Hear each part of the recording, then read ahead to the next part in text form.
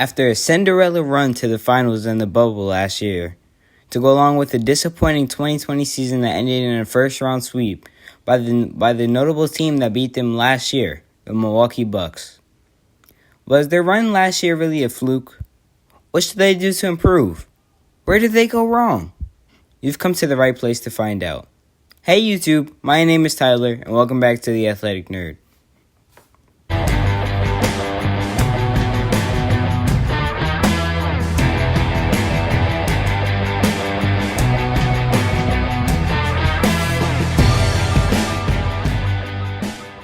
I think that this past series with the Milwaukee Bucks was very cut and dry.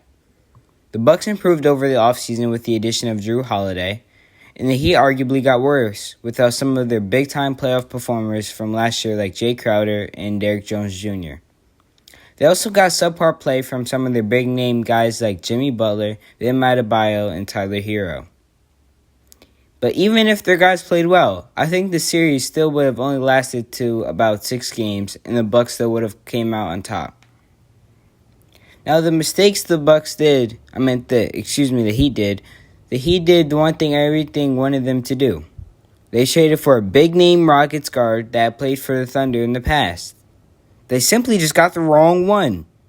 Not only had Oladipo not played well this past year, but then he went down with the season-ending injury as well. I think he would have been valuable to the team given his defensive ability, and that they nearly got him for free, even though Kelly Olynyk was a valuable role player and had played very well this season. And for that other former Rockets guard, the Heat really missed out. Everyone expected Hero to become a star, but his celebrity to go along with what seems like stagnated development really makes look like a huge mistake. Especially since Harden is on the Nets now, which is the Eastern Conference rival, and he has been amazing this year. Another mistake I would like to point out is not made by the team.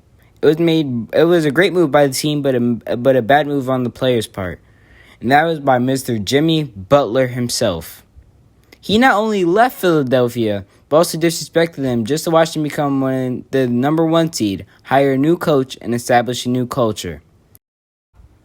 But similarly to the move with Harden, they simply didn't do anything serious to improve as a team, which was a mistake since teams like the Nets, as well as each of the other major contenders, did a lot to improve over the offseason, and that was the real cause of their downfall. Now, when it comes to decisions, they have 2 main impending decisions this offseason when it comes to non-guaranteed player options. Team options, That is with Andre Iguodala and Goran Dragic. They're both aging veterans that did show some regression. They can both still be decent role players, but I think it goes without saying that both of their options will be declined since they are at $15 and $19 million respectively, which is extremely expensive for most players overall in the NBA. They also have 2 free agents that they pretty much have to bring back, or at least one of them, which are Kendrick Nunn, which will probably cost between $8 and $12 million, maybe even less, and then of course Duncan Robinson. He should cost around $15 million given contracts of recent sharpshooters like Joe Harris and Davis Bertans getting even more, and the fact that Duncan Robinson has already shown himself to be that caliber of a player and to be very important to the construction of this team. Now, what can the Heat improve on? Now, I think that they can really improve with perimeter creation and maybe like a stretch big. Well, Bam Adebayo is a great passer, especially as a big, to go along with Jimmy Butler, who's also a very good passer in general. They need a real guard to help that and simply also to just add with their offensive firepower, especially to stand up to a team like the Nets. It seemed like maybe Hero or even Kendrick Nunn at the beginning of last season would be able to be that, but neither are too much of a playmakers and seem like they could be more of a spark plug type of guy off the bench. I think that a stretch big can help a lot to go alongside Bam since they don't have too much shooting on team even with Duncan Robinson since they were around average to slightly below average. In most lineups, neither Bam or Jimmy Butler can shoot. Now, players I think that they can add to improve in either of these spots, well, at point guard, I think that this includes Chris Paul, and though they could find a way, I expect him to opt into his player option with the Phoenix Suns, since they have not only proved to be a very good team, but but he will also get his most money by accepting his player option, which would be almost $40 million.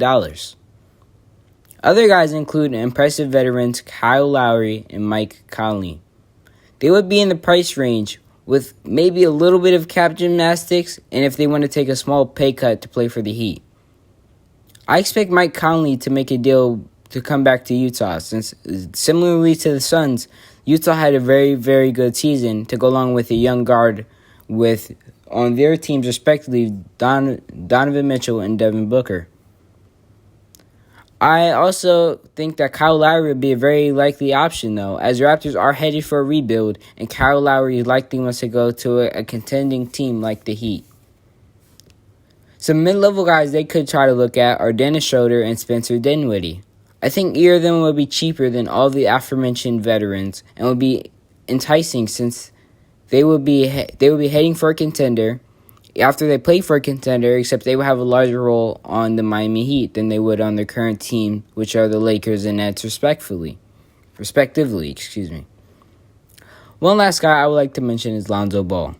He will also give them a great perimeter defender, which could help give Jimmy Butler breaks on defense. And he's also a great shooter and will provide the passing that they need.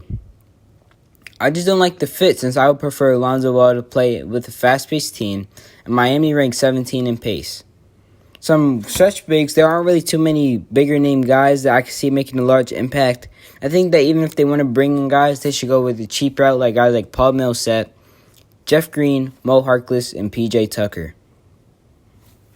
Now, the big moves that they could potentially make this offseason can either come in a trade or in free agency.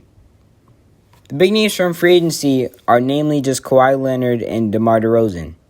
Kawhi has a player option but could be acquired either in a trade or in free agency, even though a trade might be more likely, honestly. I think DeRozan is out of the question. He's just a terrible fit and is very similar to Jimmy Butler. And while Kawhi Leonard is a similar player, Kawhi Leonard and DeMar DeRozan aren't the same caliber of a player, and it has shown recently that the more stars you have is almost always the better. And Kawhi seems to be headed for an exit if the Clippers fail to make it to the conference finals, if not the second round in another disappointing season.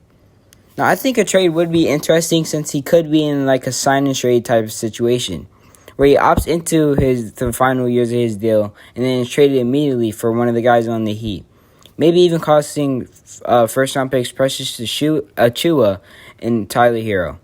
But it would be worth it, creating another vaunted Big Three in the East to match Milwaukee, Philadelphia, and Brooklyn. I would also like them to inquire with the Wizards on Bradley Beal.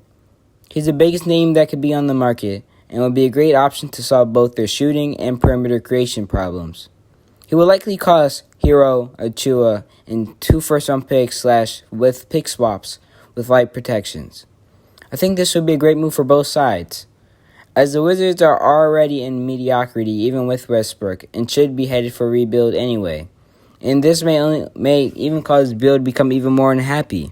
They would get young assets in return, and the Heat would be able to get an immediate star, like I said before, which would give them a Big Three to match some of the other rivals. Another low-key move that they could make, which seems interesting, would be a trade for Kemba Walker. He is coming off of a down year and a nagging knee injury. It's very interesting to see what the Celtics will do from here on, especially with Danny Ainge retiring and Brad Stevens going into a management role. He carries a hefty salary, but they could roll the dice on him, and he would fit the description for what they need. Similar to some other guys, if Kemba Walker returns to form, then he would give the Heat exactly what they need, especially on offense, even though he is a defensive liability more than the other guys mentioned.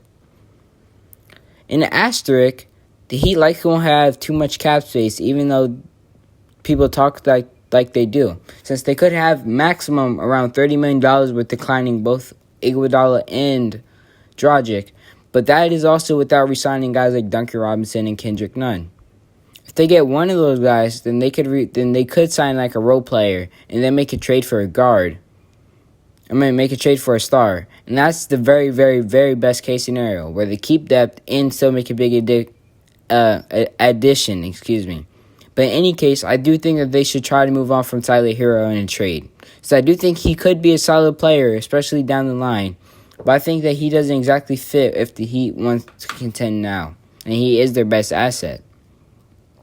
And that's a closed case. I hope you enjoyed the video. Smash the like button if you did. Also hit that subscribe button for more sports content in the near future. Let me know down in the comments what you think went wrong for the Heat and how they should fix it. I love to hear your opinions and sports takes. Otherwise, I hope you have a great day and peace.